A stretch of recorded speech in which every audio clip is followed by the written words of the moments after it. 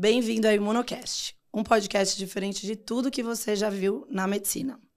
O nosso objetivo aqui é falar de uma forma leve e descontraída sobre as doenças alérgicas e imunológicas e falar também um pouquinho da nossa vivência pessoal e profissional.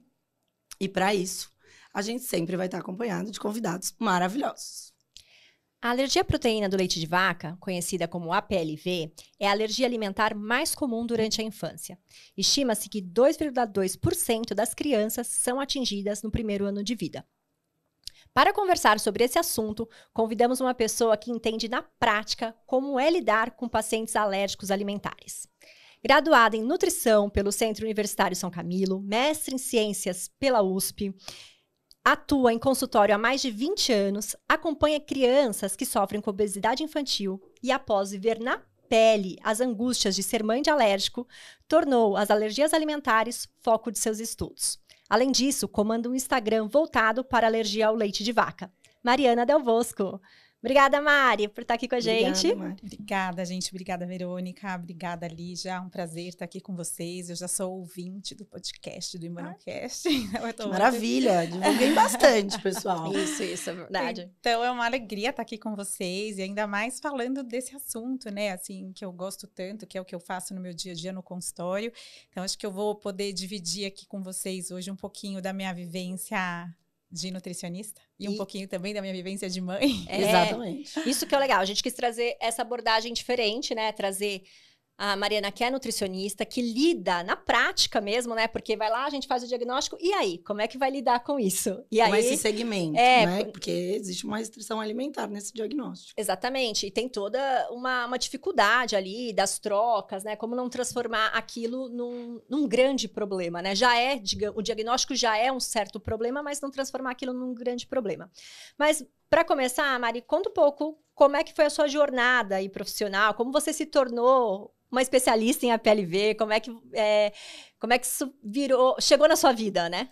Então, vamos lá. Bom, gente, assim, nutrição, para mim, sempre foi uma coisa que... Na verdade, a pediatria me chamava muito, assim. Fui fazer nutrição, comecei a trabalhar com obesidade. E sempre que eu tinha oportunidade de fazer algum trabalho com pediatria, era isso que acontecia. Então, assim, eu trabalhava no consultório de um endocrinologista, que tinha muito paciente, um monte de nutricionista. Os pediátricos ficavam comigo. Fui fazer o mestrado, entrei ali, né, na clínica médica, trabalhei na endócrino, vamos ficar no ambulatório de obesidade. Não, estão precisando de alguém lá para o ambulatório de obesidade infantil. Era obesidade adulto, não era pediátrico. Era obesidade adulto, mas assim, aí iam aparecendo as oportunidades na pediatria e aí eu ia, né, caminhando, porque era o que eu mais gostava de fazer e tal. Fiquei muitos anos no HC, no ambulatório de obesidade infantil, e aí o meu consultório, né, assim, é legal, né, de estar no HC, porque você acaba sendo referenciada, né, por colegas e tal. E aí meu consultório era basicamente obesidade infantil, atendia famílias, então atendia adultos e tal, mas basicamente obesidade infantil. Aí a Alice nasceu, minha filha, que fez 11 anos na semana passada, com diagnóstico de APLV. Não era nenhuma surpresa. Eu tive alergia à proteína do leite de vaca. Eu tive, mas assim, gente, naquela época era outra história, né? Mesmo 11 anos atrás, vai. Mesmo 11 anos atrás era diferente também, gente, era né? raríssimo, né? Na cidade ter... E aí, assim, era aquela criança que chorava, que, sabe, tinha muita dor, que tinha diarreia e tal. E aí tinha um vizinho da minha mãe, que era médico, falou, não, acho que essa criança tem alergia ao seu leite. Então, você para de amamentar. Não existe isso, tá, gente? Vamos falar que a alergia à proteína do leite de vaca, que a mãe come, é veiculada no leite materno. E aí, nos primeiros dias, minha mãe parou de amamentar. Ainda bem que eu aceitei a fórmula de soja, que era o que tinha na época, né? E aí, enfim, segui. Mas tinha essa história familiar, né? A gente já sabia, a Alice tinha muito refluxo, não ganhava peso e tal. Bom, então vamos lá, fazer a restrição de leite na tua dieta.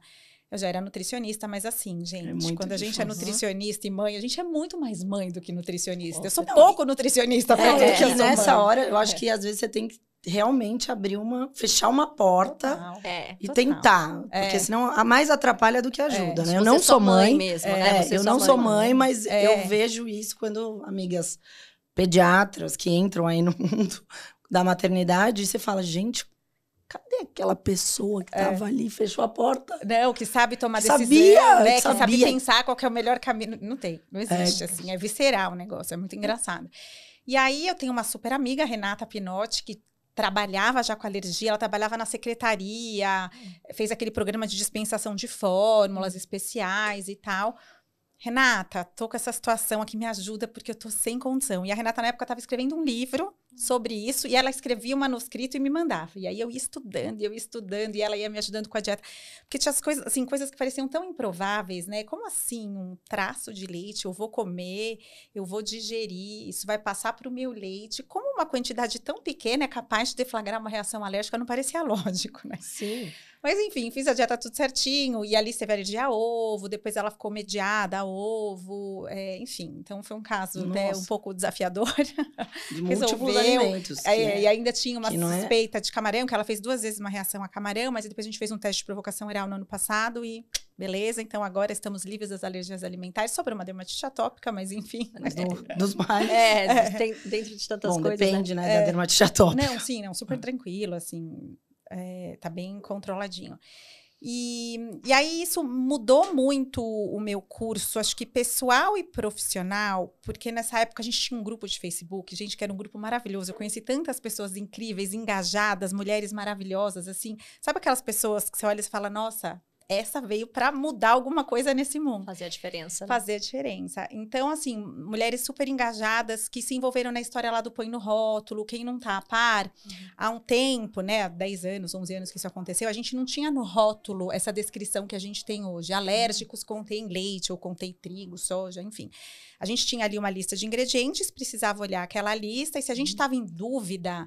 E mesmo assim, talvez os traços, isso não vinham descrito. De jeito nenhum. Contato cruzado, a empresa nem sabia, porque não tinha esse rastreio, né? De onde vinha a farinha de trigo. Será que teve contato cruzado com leite, com amendoim, com castanha? Então, era um trabalho hercúleo descobrir o que a gente podia comer, o que não podia. E aí surgiu um movimento maravilhoso, que é o Põe no Rótulo.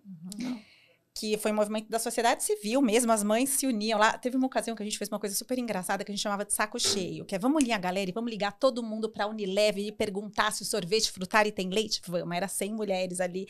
Oi, olha, sorvete Não, às vezes você precisa deixar alguém louco. Mas assim que muda as coisas. As coisas só funcionam quando a sociedade mesmo resolve fazer a diferença, né? Resolve mudar.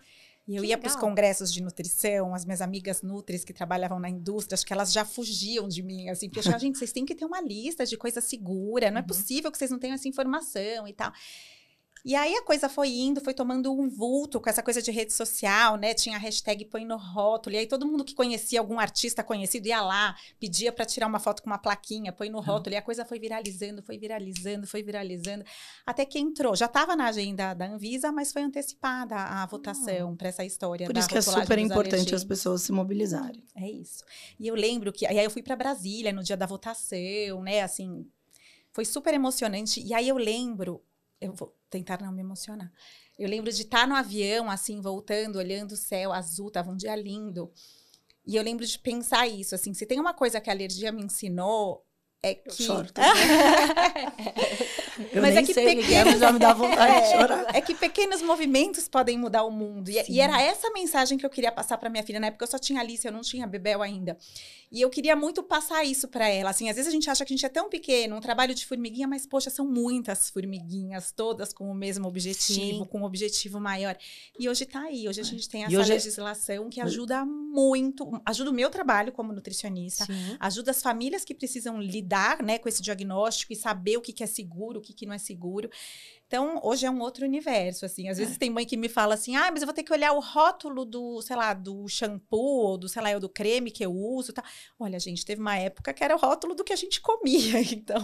Exatamente, estamos num patamar melhor. Não, com certeza. Você falou isso, me veio essa coisa até hoje em dia das redes sociais, né? De como a gente tem um papel importante de trazer a informação de qualidade, a informação certa, e que às vezes é difícil também. Às vezes a gente fica meio de saco cheio, fala, poxa, né? E é isso, assim.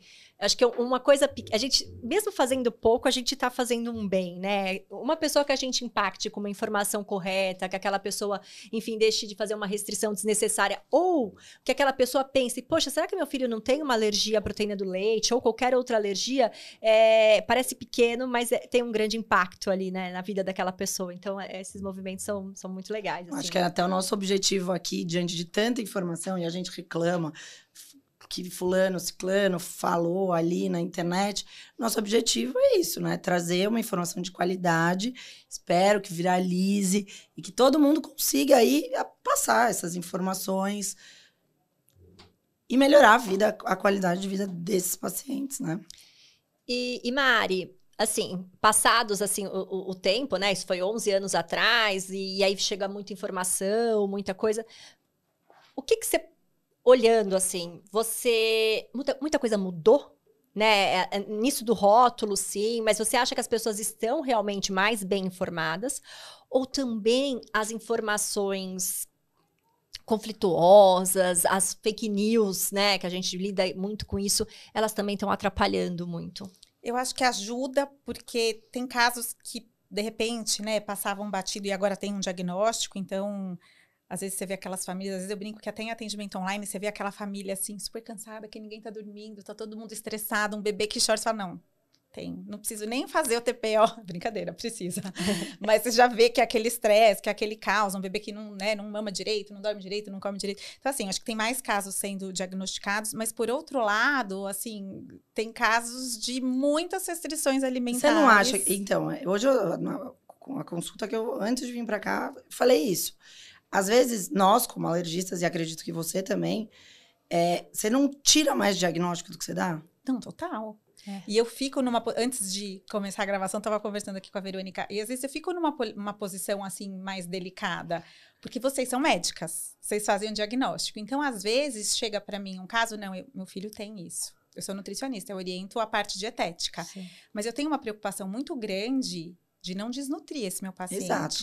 Quanto mais restrição esse paciente tem, mais difícil para eu conseguir aportar tudo que esse paciente precisa numa fase de crescimento, de desenvolvimento, de formação de hábito alimentar. Então, é super delicado, né? Então, a gente precisa entender o que de fato precisa ser restrito. E é tão interessante, a gente estava falando dessa história de eu trabalhar com obesidade infantil. Quando eu trabalhava no HC, a minha sala ficava na frente uma salinha de espera ali, que as famílias ficavam, né? E aí eu ficava lá com as minhas estagiárias, às vezes a gente ouvia os pacientes falando, nossa, eu não quero passar na nutricionista. Ai, por quê? Não, a nutricionista é horrível, é ela que fala que a gente não pode comer as coisas que a gente gosta. Ela obriga a gente a comer aquilo que a gente não gosta. Eu prefiro fazer, eu ficava bem na frente do laboratório, eu prefiro ir lá fazer coleta de exame.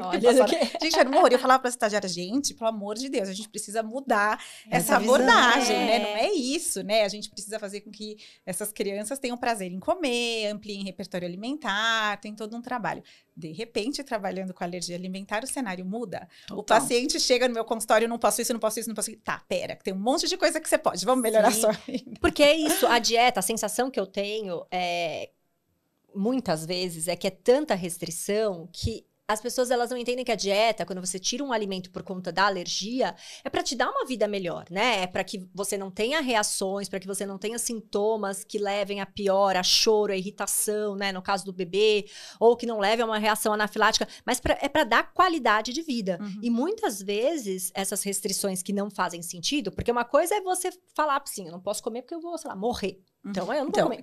Que é diferente nas duas apresentações. Das apresentações. A gente vai falar um pouquinho melhor. Mas assim, mas tem essas restrições que elas não têm uma evidência, que elas são, sei lá, dessas... De novo, daquela frase que eu sempre falo. Uma mentira falada 1000 vezes, ela se torna uma verdade. E aí começa a restringir. E aí, em vez de estar dando qualidade de vida para aquele paciente, está só piorando a vida dele. Então, assim, não faz sentido. A gente tem que primeiro, como a doutora Ana falou no outro episódio, a gente não pode fazer o mal. Acho que é o primeiro passo esse, né? E aí as pessoas acham que não, vamos tirar tudo aqui, porque melhora, a gente vai melhorar. Melhora. Não, mas a custa do quê, né? A custa do quê? Não faz sentido isso. E já que a gente falou das diferenças, né? Vamos falar do IgE mediado, não IgE mediado? Exato. Não, eu acho que são duas apresentações muito prevalentes. E uma envolve... As duas envolvem impacto na qualidade de vida, porque você não poder comer alguma coisa é um problema. Hoje eu estava falando para o paciente. Uma coisa é não gostar, porque estão adaptados, enfim, indicando um teste de provocação para ovo, não para leite. Já estão super adaptados, mas... E o medo que ela vive, porque o dela já é mediado. Social, né? A vida social, o pânico que ela tem, ele começou a andar, ela falando. Então, assim, eu acho que primeiro, o importante nas alergias alimentares é que a gente está mais focado na alergia ao leite, porque é o primeiro alimento desde que esse bebê nasce. Então, é o primeiro a ser conhecido aí na vida da família, provavelmente. E é o que traz muito impacto. O impacto aí das restrições alimentares. E o outro, quando a gente fala da IgE mediada, do medo de morrer, né? E qual então, fala um pouquinho. Assim, né? E para dieta, né? Na hora de orientar, qual que é a grande diferença para aquela mãe que amamenta, a mãe do IgE mediado, que é aquele que tem um risco de uma reação anafilática? Essa mãe, ela pode continuar consumindo leite? Como é que são essas diferenças? Eu acho que tem um ponto importante, que é a internet, que a gente estava falando que tem muita informação e tal, né? A internet aceita tudo, né? Assim. Então, eu vejo muito nesse universo dos Instagrams e tudo mais, de que a dieta ela tem que ser absolutamente restritiva para todo mundo. E aí isso vai gerando um pânico, que a gente não pode nada, não pode traço, senão a cura não chega nunca, como se isso tivesse alguma relação, né? E hoje a gente sabe que não tem. Então, eu ouvi várias vezes aqui as pessoas falando mantra, mas eu acho que, não sei se é uma coisa da imunologia, da alergia, né? Que tem coisas que a gente precisa falar e repetir, porque isso faz toda a diferença.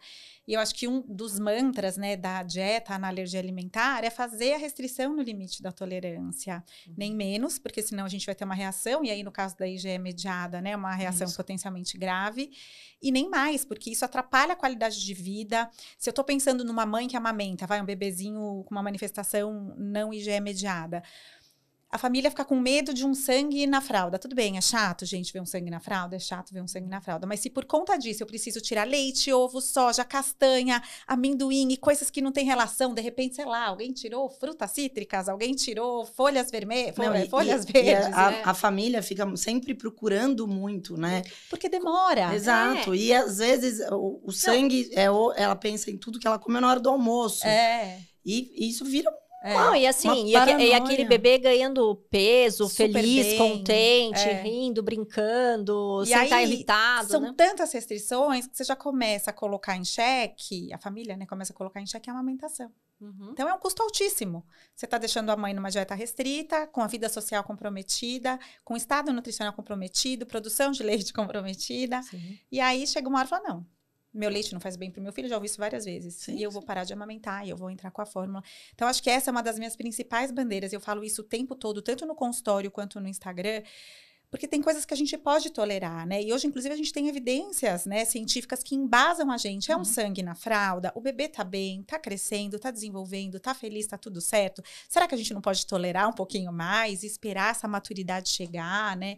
Então, lógico, tudo isso tem que ser muito alinhado, né, com o pediatra, com o especialista, com a família, porque se é uma família que tá também super ansiosa com tudo isso que tá acontecendo, bora fazer a dieta, mas assim, bora caprichar na dieta de leite, porque provavelmente é isso que você vai ter que restringir, provavelmente você tá furando no leite, consumindo um alimento que você acha que não tem e tem, de repente você tá comendo aquele pãozinho da padaria que tá encostadinho no coração ali.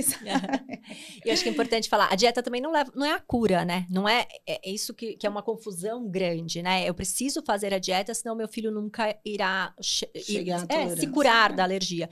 E, na verdade, a dieta não tem essa função de curar a alergia, né? Exato. É importante isso, porque até essa história, né, do grau de processamento dá muita liberdade. Então, se a gente tem, por exemplo, né, uma criança ou uma mãe que amamenta que a gente consegue liberar na dieta, sei lá, um pão que tem leite, um bolo que tem leite, isso melhora tanto a qualidade de vida.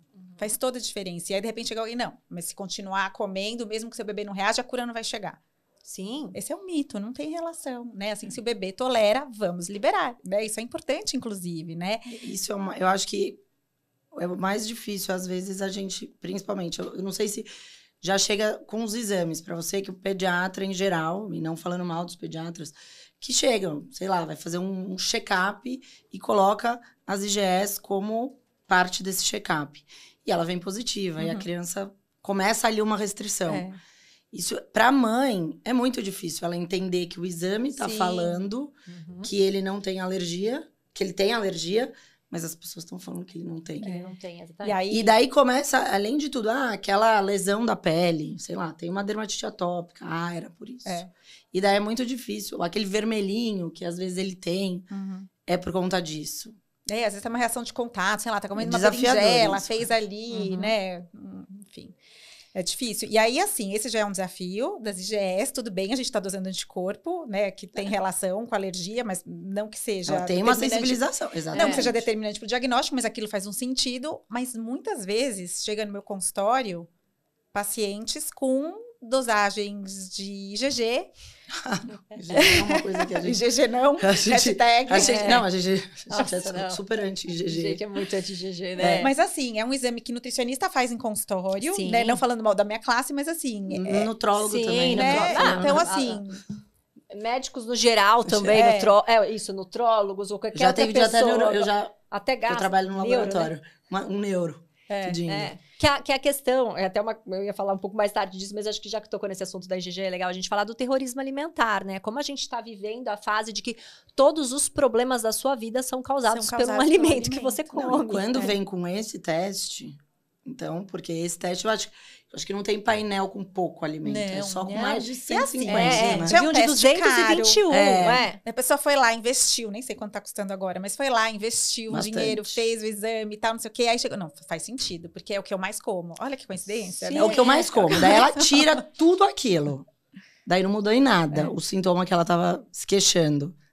Daí ela muda o médico. Não, ou às vezes muda, porque ela começa a comer melhor. Ela tira tudo, ela emagrece 10 quilos, que era aquilo que ela queria. Como eu atendo criança, a maioria não funciona pra nada. Porque eu tenho uma alimentação regrada, né? Mas às vezes acontece, não, é trigo, eu vou tirar, é queijo, eu vou tirar. Então tira pizza, tira o hambúrguer, né? Tira um monte de coisa. E a hora que você vai ver, bom, tô com uma alimentação melhor, com minimamente processada. Não, como eu só atendo criança, nunca tive um que chegou...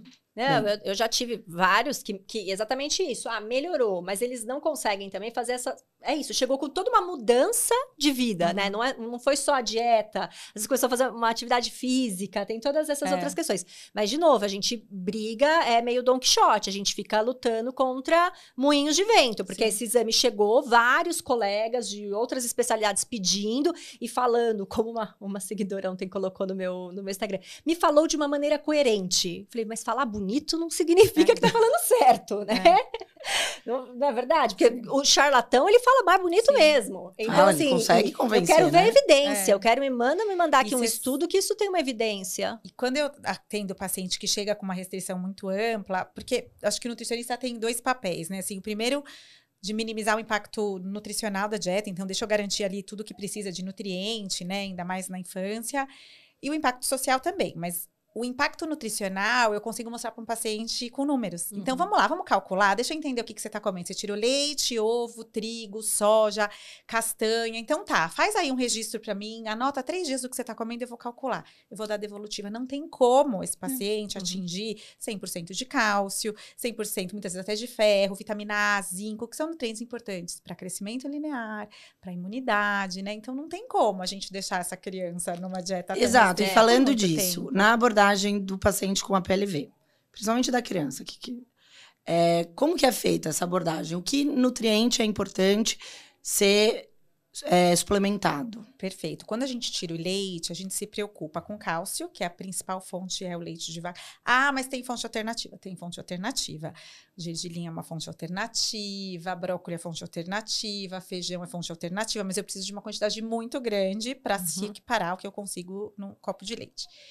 Outro nutriente que a gente se preocupa, proteína, vitamina D, vitamina A e zinco. Esses são os principais. Quando eu tô com um bebê pequenininho que tá amamentando, tranquilo, tá tudo garantido ali. A mãe vai fazer dieta, a gente faz a suplementação da mãe, segue a vida. Até 2 anos, a gente tem indicação de leite materno ou, né, fórmula infantil. Então, enquanto o bebezinho tá com fórmula infantil especial para alergia, né, enfim, pode ser de aminoácido, pode ser de arroz, pode ser de soja, pode ser, né, de leite de vaca extensamente hidrolisado. Tudo isso, né, assim, a gente vai conseguir contemplar tudo que a criança precisa.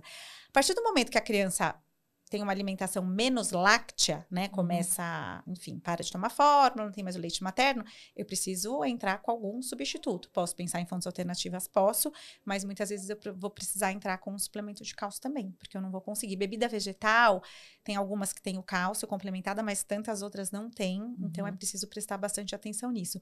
Mas tirando só o leite, né, para uma criança maior que já come bem, o elemento de mais atenção é o cálcio. Que é o mais difícil de contemplar. E aí, agora também a gente falando disso, hoje em dia tá uma onda de suplementar também, né? Então, o quanto uma criança que está na fórmula precisa ser suplementada? Não? Só vitamina D e ferro, né? Que é a suplementação profilática que a gente faz, né? Sim. Determinação do Ministério da Saúde, Sociedade Brasileira de Pediatria, ponto. Né? A não ser que ela tenha, né? Alguma deficiência. Mas assim, não precisa para sua vida, para você passar para criança de 8 meses passar no vestibular com 17 anos, ser suplementada ali, né? E é o que eu falo para as famílias, assim, a suplementação, ela tem que ser muito assertiva com aquilo exatamente que a criança precisa. Porque existe, inclusive, uma interação entre nutrientes. Vou suplementar zinco. Tá bom, você vai colocar um monte de zinco, ferro vai ficar prejudicado.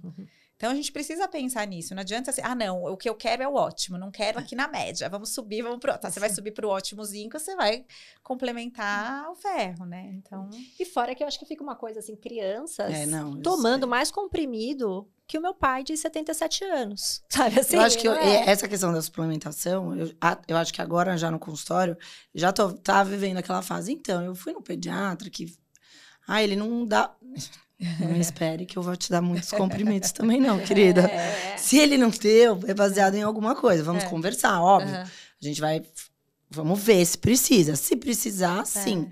Mas não como uma fórmula aí que a gente tem visto no mercado bastante, né?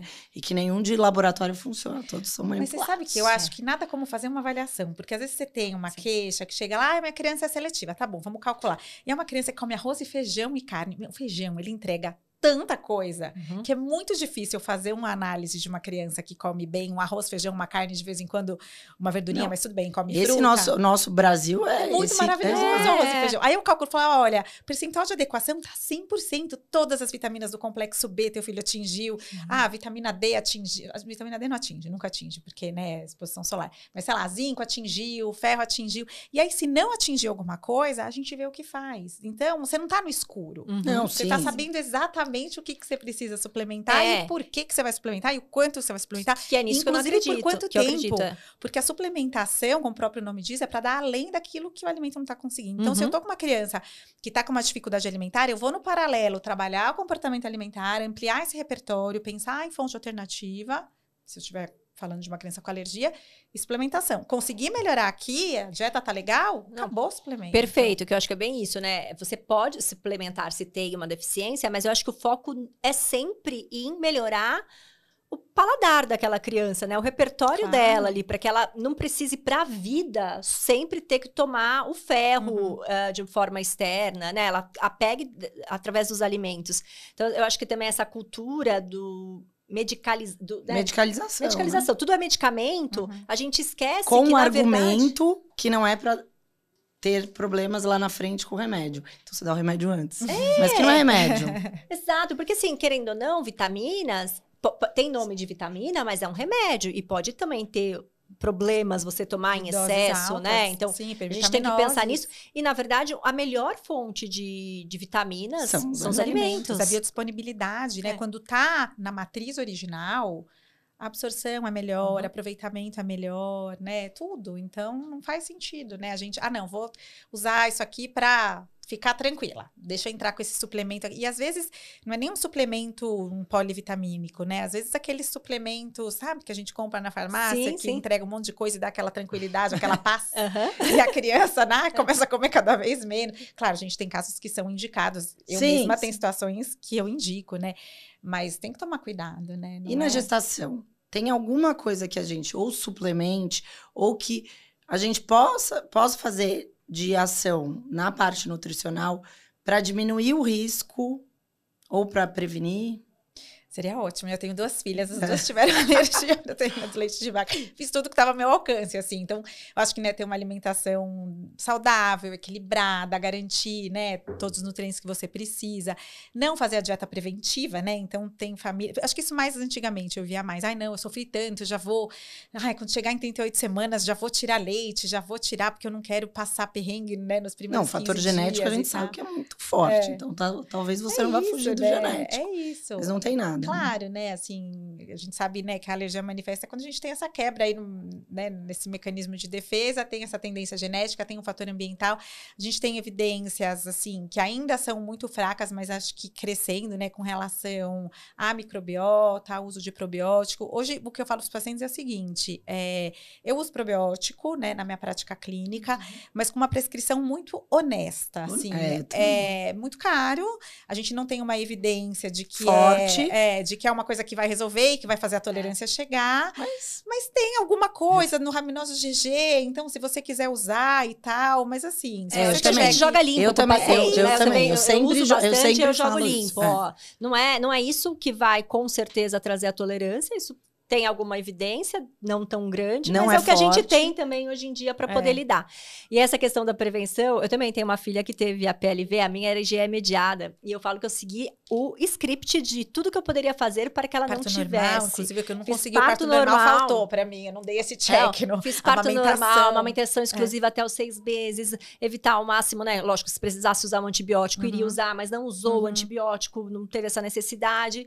E aí, quando foi tomar lá a primeira vez que eu saí para trabalhar, que precisou tomar uma fórmula, ela fez uma urticária. Então, eu segui todo o script ali, né? Até quando deu, né? Exatamente. Porque é isso, a vida acontecendo. Acontece. E aí, enfim, vamos lidar com o que a gente tem para lidar. Não dá para chorar pelo leite derramado e nem ficar tentando, talvez assim, inventar história, né? Será que foi porque eu tomei leite? É tão presente essa culpa, né? Quando vem o diagnóstico de APLV, as famílias acho que revisitam um pouco. O que eu fiz na minha gestação? O que eu comi? O que eu podia ter feito de diferente? Mas eu acho que muito por conta disso. As informações que eles vão vindo do que você tem que fazer da perfeição, que eu acho que é a culpa materna, né? Então, da questão do parto normal, que quando não dá, mais uma vez, esse é um grande problema eu acho que da mulher que não tem filho, né? A gente tem que sempre reforçar algumas opiniões, porque a gente não é mãe, então a gente não sabe. Mas assim, eu não tenho dúvida que é aquela situação onde o parto normal é o ideal. Sim, todo mundo sabe. Sim. Mas o ideal é todo mundo sair bem da situação. E às vezes o parto normal não vai entregar essa situação. Sim, eu acho que você tem daí a hora que nasce e vem daí começa a culpa. Então, talvez se fosse o parto normal, seria o outro problema, não seria a PLV, ou seria a PLV com outros problemas. Eu acho que assim, que nem a questão... Não, eu dei o exemplo do parto normal, não era mas, por exemplo, no parto normal, eu acho que assim, o que é importante também é a gestante saber as vantagens e se existem desvantagens em cada tipo de parto. E cabe a ela escolher o que ela quer fazer. Agora, tem gente que não passa, que ninguém nunca falou que a criança passar pelo canal vaginal e ter contato com aquela flora vaginal é importante para a formação da microbiota daquela criança e que isso sim tem um papel na prevenção de uma alergia alimentar e de outras alergias. Então, sim, faz um sentido mas não quer dizer que você tá lá sem ter condições de ter um parto normal, se não é o seu sonho, se você não quer, que você vai ser obrigada a isso, porque não é uma coisa, não é nada certeiro, mas é importante você ter essa informação. E daí eu acho que as mães acabam... Sim, eu acho que ter a informação é muito importante. Mas não se culpar, isso que a Mari falou, elas revisitam. Eu não fiz isso, eu falhei nisso. Aquele dia que eu não estava conseguindo mais amamentar, eu deixei dar uma fórmula. Sim. Mas respondendo a tua pergunta, até para ficar claro, né, o que se pode fazer, né? Porque eu brinquei aqui dando exemplo que eu tive 2, mas tem coisas que a gente pode fazer, né? Então, a amamentação, né, aleitamento materno exclusivo até os 6 meses, começar a introdução alimentar a partir do 6º mês, evitar a fórmula da maternidade, né, principalmente para quem já tem uma história, né, familiar de atopia. Então, acho que esse é um ponto importante também. E aí a gente consegue, né, minimizar, porque acho que uma das principais causas é essa exposição precoce, né, da fórmula. Eu sinto que melhorou um pouco esse negócio da exposição da fórmula. Eu acho que sim. A minha sobrinha, ela tem agora 11 anos. Eu lembro que ela nasceu numa grande maternidade aqui de São Paulo, e aí ela tava demorando para ir pra mãe, sabe? Aquela coisa, fez o parto, demorando. E aí eu fui questionar, né? Falei, mas ela vai... Tá sem hipoglicemia. Tá sem mamar, não? O que saber? Ela não vai ser amamentada, né? Tão importante amamentar ali nas primeiras horas de vida e tudo mais. E aí a enfermeira falou assim pra mim, não, fique tranquila, porque aqui todo bebê que nasce ganha 20 ml de fórmula. Não, mas isso não agora, mas... Em 2012. Não é tão longe assim, bem. Não é tão longe. Não, é porque quando minha filha nasceu. Mas aí eu fui pegar, ó, louca, né? Fui pegar o prontuário. Falei, deixa eu ver se aconteceu alguma coisa. Eu fui pegar o prontuário, tipo, sei lá, 3 meses depois que ela tinha nascido. E peguei um prontuário enorme, fiquei lendo lá, não apareceu nada. Sim, porque esses 20 ml de fórmula, isso sim é um fator, aumenta o risco total, de desenvolver uma alergia. Não, é porque realmente, no consultório, eu pergunto, pelo menos elas podem não saber. Não saber, exato. Mas a maioria, assim, nesses últimos meses, não lembro de alguém me falar. Não, eu acho que essa tomou fórmula por nada, assim. Ou fez uma hipoglicemia, ou eu tava na UTI, ou... Tipo, tinha alguns motivos. Sim, não, eu acho que esse mindset de, tipo, amamentar na primeira hora de vida, né? Já ir pro peito da mãe logo que nasceu. O movimento neonatologista tá mudou e eu acho que isso é muito importante, né? E a gente vai talvez escolher os frutos de talvez diminuir um pouco a incidência da alergia por conta disso daqui a um tempo, assim. Porque nada é rápido também, na alergia alimentar, nada é de um dia pro outro, né? São tantos fatores, né? Que de repente você controla um então, e isso outro, que eu ia falar. Eu ia falar, eu acho, diminuir, porque a gente só vê aumentar.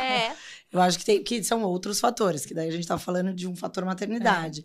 E daí outros fatores ambientais que ainda são muito... Que é quando perguntam, né? Por que tá aumentando tanto? Isso. E se fala, poxa, tem tanta coisa ali pra gente pensar que não, às vezes não é nem só a gente, né? Às vezes vem até o padrão alimentar que tá mudando, né? Assim, coisas que a gente não tinha, né? Quando eu era criança, sei lá, não tinha pitaia, por exemplo, agora tem, né? Então a gente tá sendo exposto a outras proteínas. Não, e acho que esse movimento aí dessa...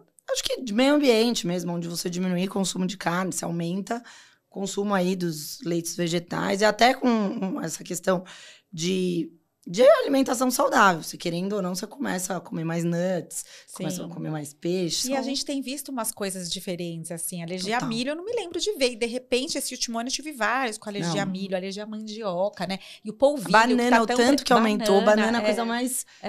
menos... Que era aquela primeira fruta oferecida, né? E, de repente, a banana cresceu muito. Então, a gente tem desafios novos aí, né? Assim. Sim, sempre muito mais proteicos do que... carboidratos, e os carboidratos aí estão surgindo cada vez mais. E você falou sobre só fazer a introdução depois dos 6 meses de vida. Esse também é um dos mantras aí de quem é pediatra, né? Que é importante levar isso. Porque antigamente se fazia ali por volta dos 3, 4 meses, de né? laranja lima, o bebezinho não tinha nenhuma prontidão neurológica, mas já recebia. Minha mãe falando que a primeira coisa que eu tomei foi suco de laranja. Lima, né? Tinha que ser a lima, que era doce. Lima, ela quis dar pra minha sobrinha. Mas é muito cultural, né, gente? Introdução alimentar é uma coisa muito cultural. Depois da pandemia, os nutricionistas, acho que os médicos também, né, tiveram oportunidade de trabalhar online, né, fazendo teleatendimento. Isso me deu a oportunidade de trabalhar com expatriado, de atender expatriado que tá na Austrália, que tá no Japão, que tá na Inglaterra, nos Estados Unidos. E aí você vê, né, assim, o quanto o ambiente modifica tudo. Desde o momento de fazer, né, a introdução alimentar até o primeiro alimento que é oferecido, né? Então, isso muda muito, né? E a nossa alimentação... Não, aqui dentro do Brasil, né, se a gente for falar daqui, do norte, a nossa comida é completamente diferente deles. Mas você sabe o que eu acho que tem de mudança muito legal? Primeiro isso, assim, as pessoas estão, né, vamos esperar 6 meses, prontidão e tal...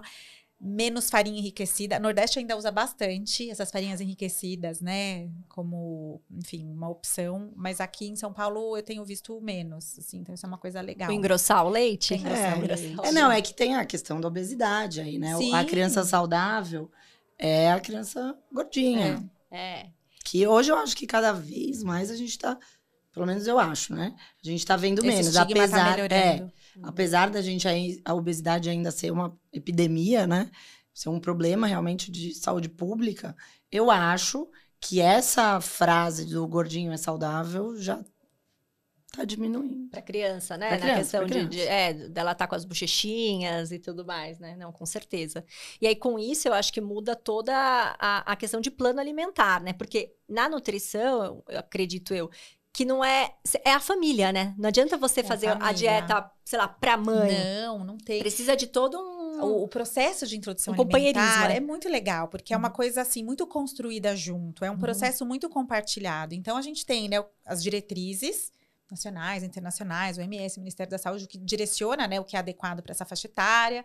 a gente tem o ambiente que essa criança está inserida, né? O que culturalmente se faz, o que é comum.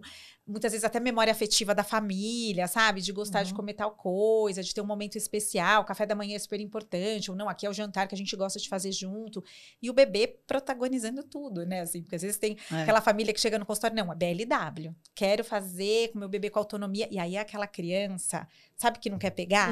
Que gosta da colherzinha? Ou o contrário, não vou no BLW. Que suja. Faz muita sujeira. Porque não fico segura. Tem medo de engasgar. Aí você vê que é aquela criança que já pega a colher e já quer ir sozinha e põe a mão no pratinho e põe na boca. Então, assim, é o bebê que tá conduzindo. Então, é uma coisa que vai sendo construída. Não tem método de estimação, né? Não tem o melhor. Tem a construção que aquela família vai conseguir fazer.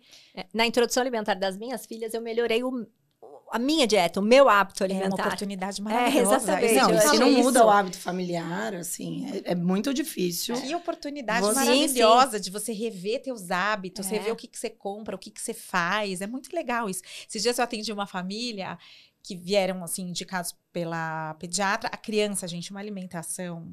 Sabe, nota 10 de 10? Gente, o que vocês estão fazendo aqui?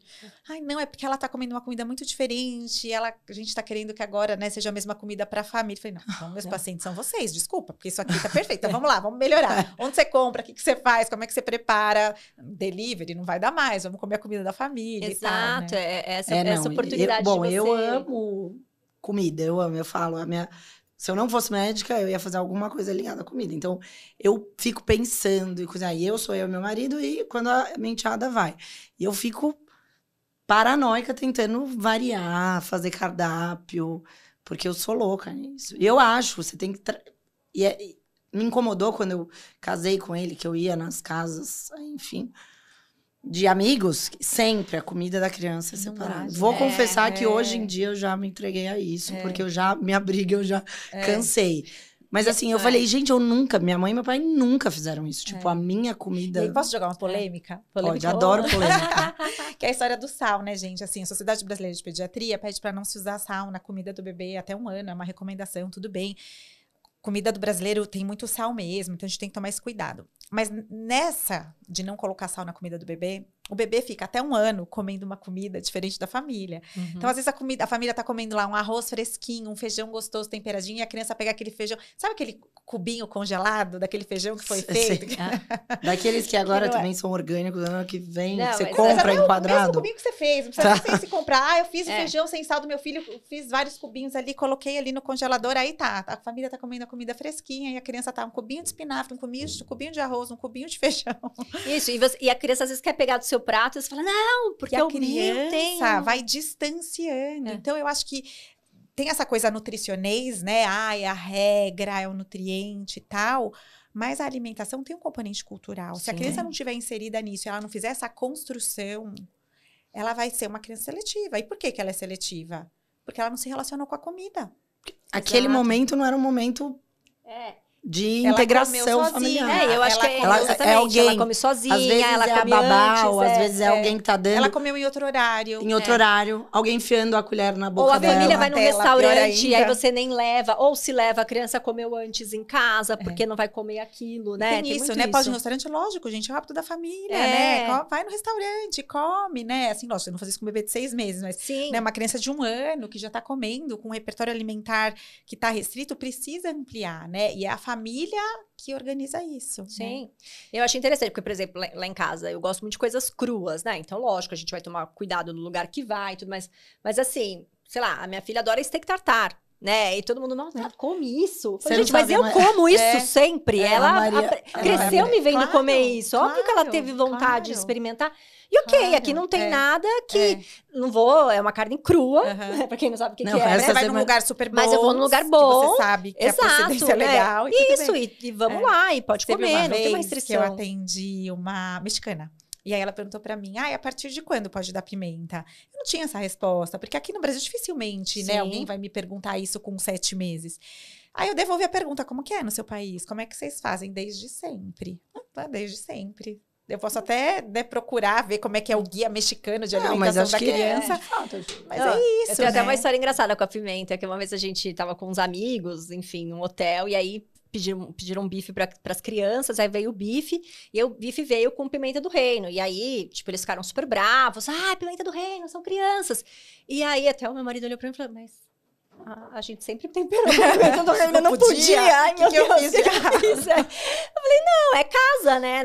Na casa deles, eles não têm esse hábito. Na nossa, eles comem. E, assim, não é que tem certo e errado, é hábito da família. E essa história do sal é isso, assim, não é que é pra tacar sal na comida da criança, mas de repente, assim, sei lá, vou fazer um chuchuzinho, só pode diminuir o do adulto. Exato, vou fazer o feijão de todo mundo com pouco sal, o arroz de todo mundo com pouco. Ou de repente faço aquele arroz da panela japonesa que nem vai sal, e aí vai pra todo mundo, e o feijão, sabe? Aquela coisa, flexibilidade, eu acho que é importante. E você vê, assim, por exemplo, aquela dieta pra criança, aquele prato perfeito pra criança até 1 ano, aí a família chega pra você e fala, não, agora pode comer tudo, né? Aí faz e aí estraga tudo, né? Mas é no forno.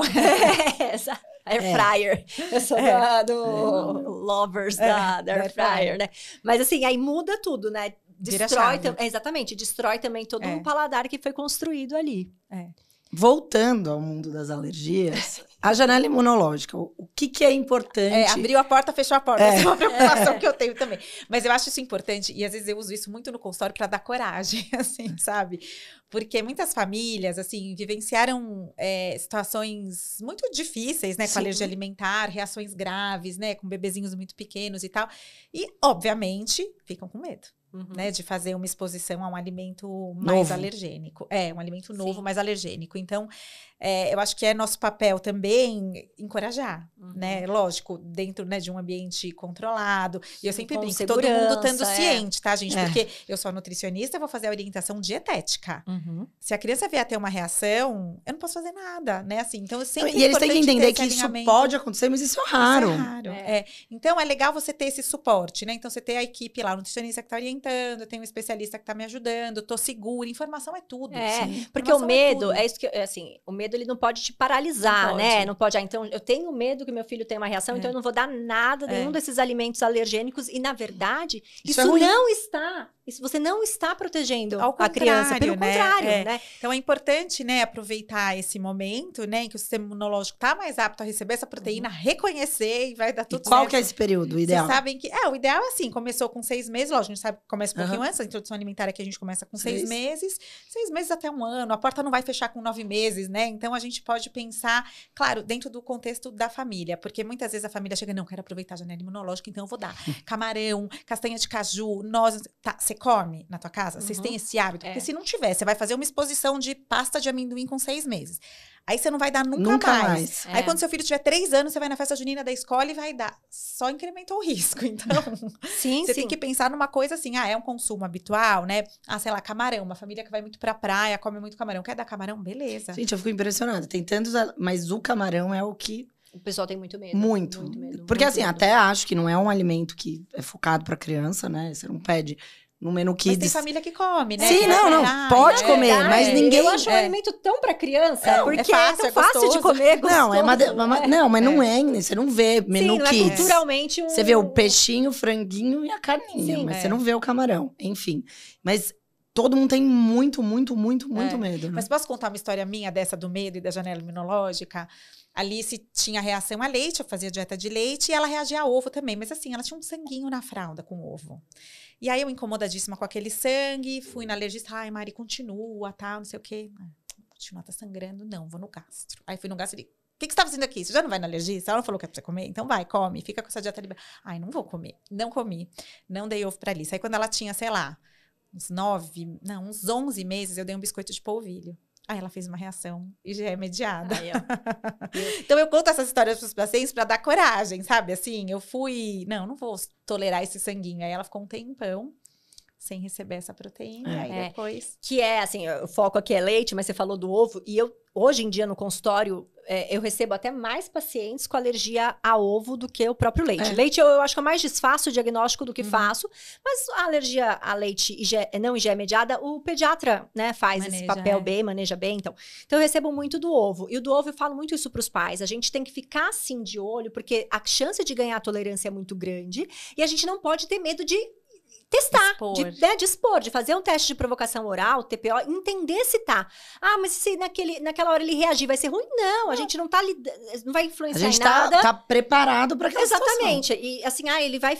Então, se eu fizer o TPO agora, ele reagir, ele vai demorar mais tempo para ganhar tolerância? Não.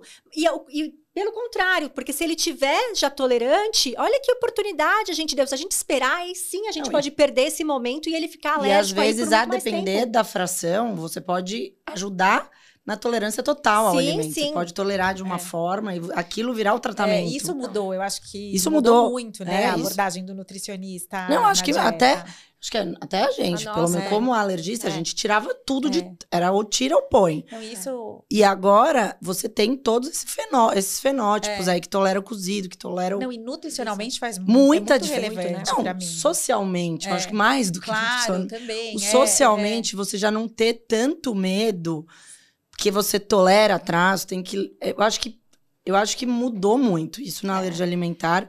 Acho que mudou em pouco tempo, né? Porque na nossa residência ainda era... A alergia alimentar, eu faço a analogia com algemas, né? Eu acho que são algemas. E aí, a gente tem que entender que algumas alergias alimentares, essas algemas, elas podem ser quebradas em alguns momentos. E a gente precisa ter coragem de entender se esse momento chegou, né? Porque eu sei que existe o risco, que às vezes é muito ruim ver um filho ter uma reação alérgica, mas a gente vai ter todo um cuidado, ninguém vai botar ninguém em risco, né? A gente vai fazer aquilo com muita segurança, mas que é importante, que não dá para lidar com medo. Né? Exatamente, porque o ganho, e de novo, o ganho nutricional, o ganho social, e o ganho para todos, né? Porque ter um filho alérgico é muito difícil para a família inteira, né? Não é só a criança alérgica. Limita, né? A gente tinha essa suspeita de alergia a camarão, então ninguém na minha casa comia camarão, né? Porque minha filha fez reação 2 vezes.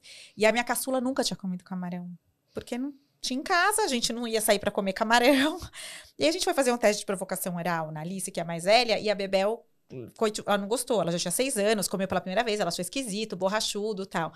E aí a gente brincou, Bebel, isso é super chique, camarão, é que você não tá acostumada, é chique. Mas ela, já que é chique, eu vou comer. Então agora toda semana ela quer comer camarão, porque ela acha chique. Então assim, ampliou a vida até da irmã, que nunca teve reação a camarão e não tinha, né, tido oportunidade de comer. E é isso, não restringe só a criança que é alérgica, a família toda, a todos, a família toda.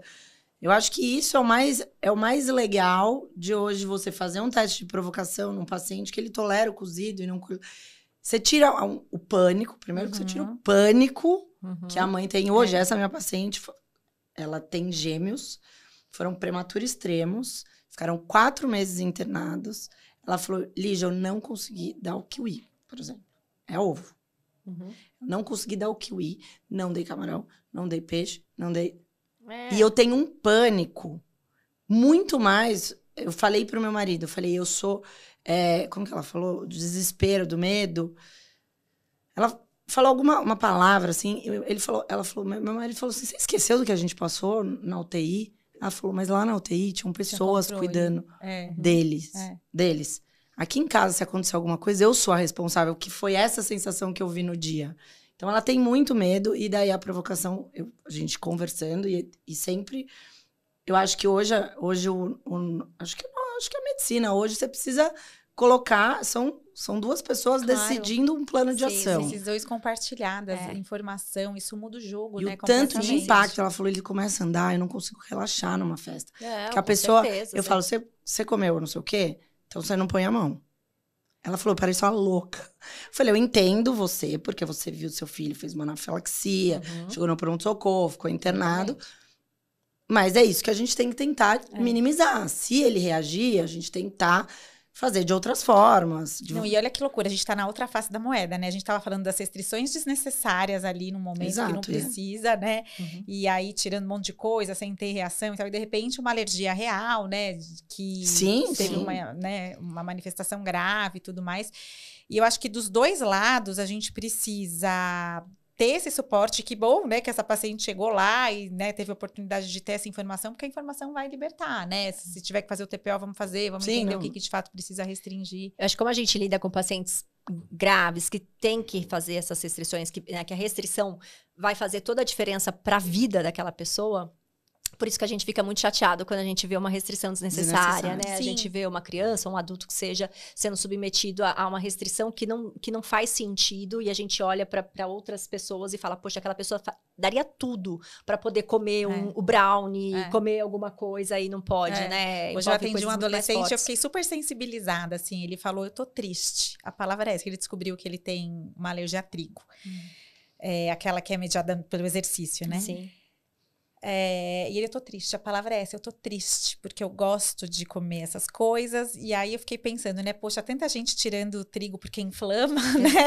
Exato. E aí, de repente, esse menino super triste porque teve um diagnóstico e ele vai ter que tirar real, Exatamente. Ele teve uma reação super grave.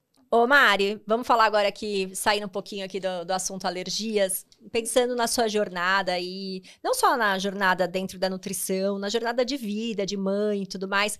Tem aí filmes, livros que te marcaram, que você tem uma memória afetiva? Eu já tinha pensado nisso, né? Porque eu sou ouvinte de você.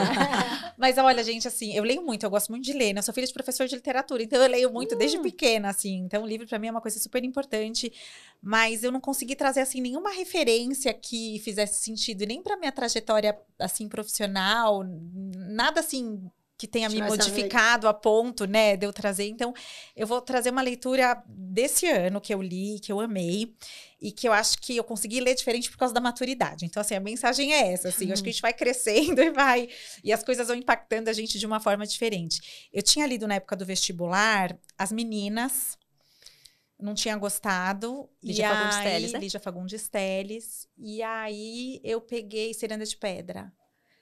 Que livro, assim. Que livro. É incrível, incrível, incrível. E assim, tô absolutamente apaixonada. Já peguei livros de contos dela. E assim, naquele momento eu não entendi. Né? Foi um momento que aquilo não fez sentido pra mim, agora fez. E eu fiz uma outra releitura. Posso falar 2 livros? Claro, não, pode falar. Uma outra releitura que eu fiz, A Insustentável Leveza do Ser. Eu li jovem, não adolescente, adulta, já jovem. Gostei, vi o filme, gostei. Sim. Li agora recentemente, uau. Ele faleceu esse ano, né, o autor desse livro. É que ele faleceu, por isso que eu peguei Milan Kundera. Aí por isso que eu falei, eu tenho esse livro aqui, vou reler. Aí reli e uau, assim, como é diferente, como a gente muda, né, assim. A Lígia, eu tive uma experiência bem parecida com o livro dela, exatamente isso, de ter lido lá na época do vestibular, eu sempre amei ler também, mas eu nunca gostei de ler obrigada, então aquela coisa que, livro ok, achei interessante os personagens, mas nada que modificasse. E aí, quando eu reli depois de uns anos, eu falei, nossa, que livro, né, que construção, que escrita, que personagens, né? Então, realmente, a maturidade traz uma visão diferente. É muito legal. Eu gosto muito de reler as coisas. Então, é isso, eu mudei. O livro tá o mesmo, eu mudei e entendi de um jeito completamente diferente. E eu vou falar um filme que tem a ver com memória afetiva, que eu acho que comida é memória afetiva, né? Assim, eu sou total. É muito bom isso, assim, eu sinto o cheiro de bolo, vem minha avó na cabeça, assim, sabe? Quando eu tô fazendo molho de tomate, a minha avó é muito referência pra mim, minha avó faleceu esse ano. A minha avó também. E não faleceu, ela é minha referência. E aí eu vou falar um livro que eu lembro da minha avó, um filme que eu lembro da minha avó, que aí o vento levou, que eu assisti muitas vezes. Eu assisti muitas vezes a Scarlett O'Hara. E eu tô com vontade de assistir de novo, porque é isso, assim, a memória afetiva. Eu vou assistir lembrando dela e vai ser muito gostoso. Nossa, eu adoro o Vento Levou. Eu já li o livro também, que é um calhamaço enorme, é muito lindo, adoro a Scarlett O'Hara. Mas que legal, eu adoro essa parte, porque eu vou pegando as dicas. E dá vontade de rever, várias dicas já. Dá muita vontade de rever os filmes. Eu não sou muito da leitura, não. Eu confesso que eu sou mais acelerado, tenho menos paciência. Não, eu acabo começando, não termino. É muito difícil um livro super me pegar. Nossa, eu li ontem um livro... Ontem, olha aí. Eu li o livro inteiro. Ela ganhou o Nobel, ela é francesa, Annie Ernaux, eu não vou errar o nome da pronúncia. Sei quem que é. Gente, eu li um livro... Ela tá super hype agora, Nossa, né? E é um livrinho pequenininho. Não, você lendo... Eu li em 2 horas. Era 10 horas da noite pra gente ir no prontuário. Não tive tempo de ler um livro ontem. Então tá bom, vai. Tempo a gente acha, né? Fica de dica pras férias, então. Eu gosto de cozinhar, gente. Não, gente, o importante é ter um hobby. Exato, é mais meu hobby. Outra coisa que a maturidade passei traz. domingo cozinhando, fiz um bacalhau maravilhoso. Eu acho que a maturidade traz essa sabedoria também. Onde é que você quer, né? Despender seu tempo e sua energia. Exato, eu descobri, assim, que eu sou uma bailarina sênior agora. Olha, então... que legal! E é interessante, porque tem várias mulheres fazendo balé, voltando a fazer. Eu comecei levando minhas filhas, tinha uma turma de adulto ali e tal, e aí é isso, gente. E você gostou e tá fazendo? Olha que legal! Jazz, apresentação de fim de ano, figurino e tudo mais. Nossa, que demais! Então é o lado B, meu lado artístico. Sim, eu acho isso muito legal. Mas é muito bom, gente, é um equilíbrio, né, assim, a gente... Não, o meu é total a gastronomia, é a comida. Eu fico assim, eu marco um jantar, um almoço, sei lá, eu fico pesquisando receita, o que eu vou fazer quando é muita gente, um prato, entrada, tábuas de frios. Também sou ótima. É uma delícia isso. Então convida a gente, né, Mari? Convida a gente pra comer. Com certeza. Eu vou, pode convidar. Vamos sim. Vamos lá. Tanto que uma das vezes eu falei, a gente podia fazer um com petiscos de restaurante. Não, com certeza. Patrocinem a gente, que a gente faz. Ótimo. Mariana, muito obrigada. Foi ótimo, né? Foi muito prazer gostoso ter você aqui com a gente. Já estamos no terceiro, né?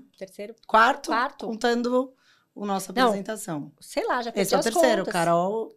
Não, esse é o quarto. É o quarto episódio. Contando... A gente vai brigar aqui, ó.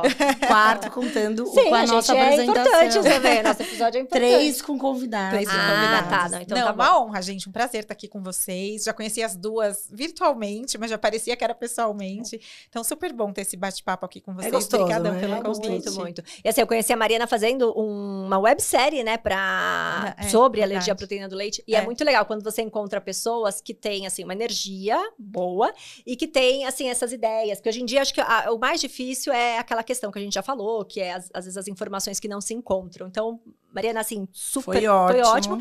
E, na verdade, a gente falou muito de APLV, mas tem muito assunto dentro da nutrição que a gente, né? Nutrição é uma delícia, é um mundo, né? Então, assim, tem muita coisa aí pra gente falar dos alimentos que inflamam, né? Sim, sabe. É que é legal a nutrição, é que todo mundo palpita, todo mundo sabe um pouco, né? Então, tem vários temas palpitantes. Mas é como alergia, gente. Também, alergia. É verdade. Eu tava... Aonde foi agora? Tava fazendo a unha. E daí eu acho que foi a hora que lançou, eu liguei, e daí o Rodrigo chegou, daí a mulher falou, você é alergista? Pronto, falei, né? Já vai. Eu falei, agora vai rolar uma consulta aqui. Mas ótimo, obrigada. Não, mas foi ótimo, muito obrigada. Espero que você venha mais vezes. Pode convidar que eu venha. É um prazer. E aí, pessoal, obrigada por ter assistido, ouvido aí o nosso podcast. Sigam a gente nas redes sociais, no Instagram. Escutem lá no Spotify, que a gente também está em vídeo. E no YouTube, no nosso canal, Imunocast Podcast. Até mais, até a próxima semana. Obrigada. Tchau.